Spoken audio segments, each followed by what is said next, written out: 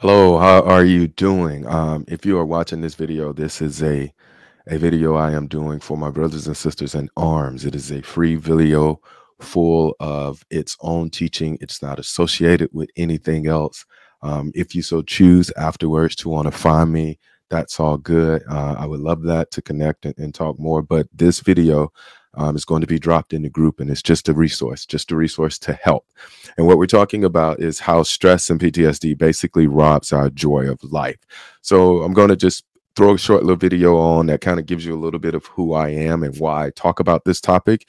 And then I'm going to get to three things and some very, very colorful analogies, which I know you will understand because it's from our community. I'm a veteran as well, so I understand the lingo that we subscribe to when hearing new information. So I'm gonna play this first. Again, just a little bit of an insight into how PTSD had stolen my life. And then I'll talk about the three things that I think will be beneficial or helpful for you when dealing with stress and PTSD.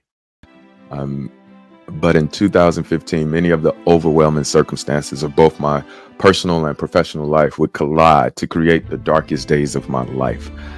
Initially, the loss of everything was surreal. It was debilitating, and you can call it arrogance because I never thought anything like this would happen to me.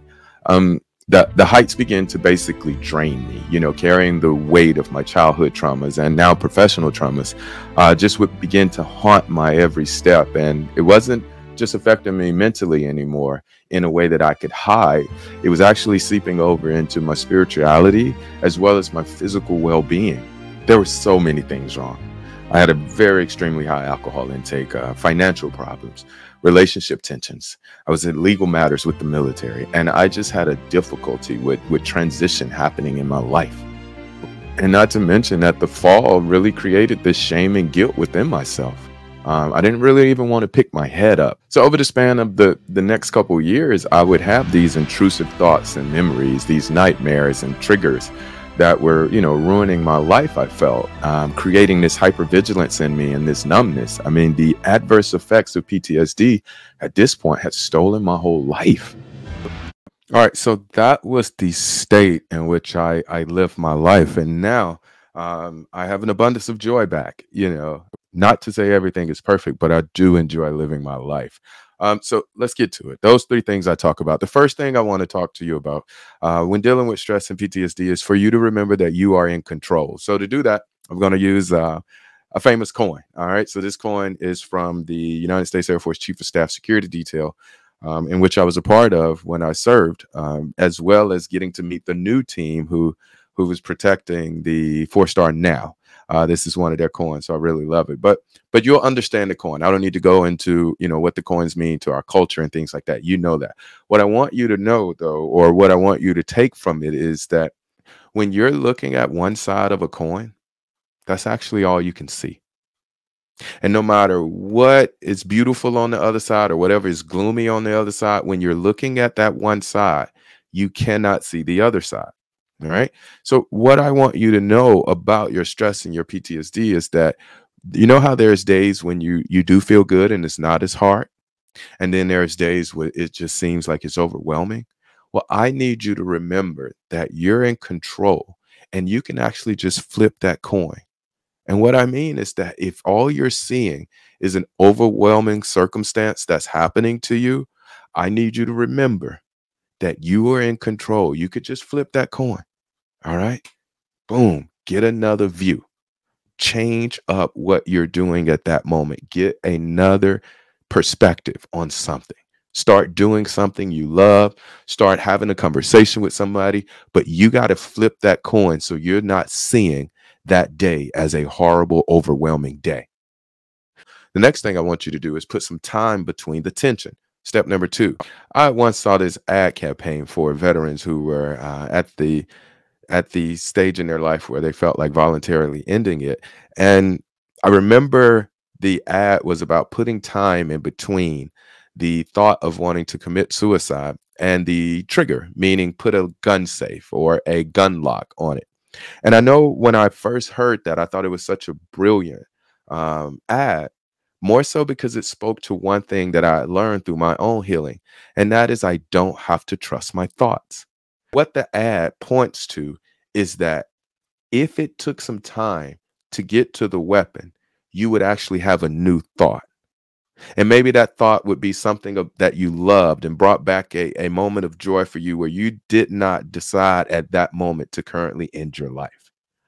Well, that just taught me that I don't have to believe my thoughts. So even if the one says I want to voluntarily take my life, I don't have to believe it. The one that says that nobody's going to watch this video or give a shit, Rob, I don't have to believe it. I still get to show up and share this video with my brothers and sisters because I believe it's going to be helpful and transformational. So the second thing after remembering that you are in control is you don't have to believe your thoughts. You don't have to. You can put some time in between that trigger. Okay. Get a new thought. And the third and final thing is, okay, Rob, so I know I'm in control and I know I can put some time in between this trigger. But after I'm triggered, what's going to happen with all of these emotions? What's going to happen when I'm feeling this way? And what I would suggest that you try on, like explore this with me. I'm not saying this is the right way, but I'm saying this was very helpful to me. And so for that, I want to use a flare analogy. My career field, security forces, protective services, flares were part of our gig. You know, they were the tools we would use to illuminate, so to speak, a area of field that had limited visibility. And what we would do is ensure that our entire team knew we were firing the flare so they wouldn't get blinded by it. They would keep their eyes down long enough for the flare to do what it does, illuminate the area. And once that area was illuminated, what we would simply do is look out in the field and determine if we needed to respond or not. Sometimes there would be a threat there and we would have to respond. And sometimes it would be a rabbit, you know, or a fox crossing the field. And that was okay too. We would then just not have to respond. We go back to business as normal. Now, why I think that's so beautiful to see is if you think about emotions, every human being has them. So this talk of what we should and shouldn't feel is really irrelevant. I know my emotions do one thing, and that's highlight my present moment. So if I'm feeling angry, my flare is highlighting right now an experience that for some reason I'm feeling angry. But what I need to do is slow down and look out in that area real time, right this moment, and decide if it requires my response or if it's just a rabbit. And so if you are caught up in a nightmare or of intrusive thought or even a flashback to your experience under arm, remember that that feeling is illuminating for you the truth. So right now, if I were to tell you an experience that I had while deployed back in 2010, well, I am in the safety of my studio at home. So I shouldn't feel the same way. But if those feelings start happening or I get scared, I get overwhelmed, when they highlight and I stop for a moment and take a deep breath, I'm going to realize I'm at home. I'm going to realize that I'm safe. And once that realization happens, I know I'm in control. I've now put some time in between that trigger. I can start to breathe again. It's not as overwhelming. Those thoughts begin to pass. I'm in a new thought at that moment. So for me, that's how I navigate through, you know, all the way from my battlefield that I showed the video of earlier into my breakthrough.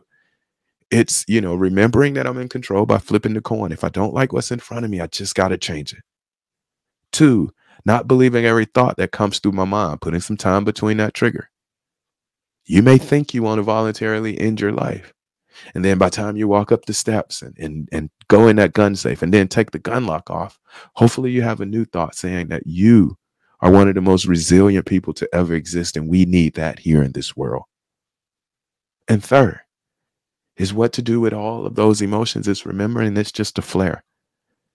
See, if you get caught up in the flare, if you look up at the flare, you'll get blinded. And that's what being concerned about feeling an emotion really is. We're human. We're designed to feel. The thing is what you do with that feeling. And if I know that that feeling is just illuminating for me what's happening in this very moment, then I just slow down and pay close attention. For me, it's been such a transformation in dealing with the cumulative amount of stress I had from even my upbringing as an inner city kid. especially through my professional trials, 21 years of military service. This is the way I changed my life. And I just wanted to offer that to you. I just wanted to plop that here, break in case of emergency. But if you so choose to go out and find any more of my material that talks about this, thank you and I, bless you. But you don't have to. You could just replay this because it's all in there. Everything I'm pointing to and all my other stuff that I sell or things like that, yeah, but it's all in here too. So I hope that it finds you safe, well, and healthy, and have the day you deserve. I love you.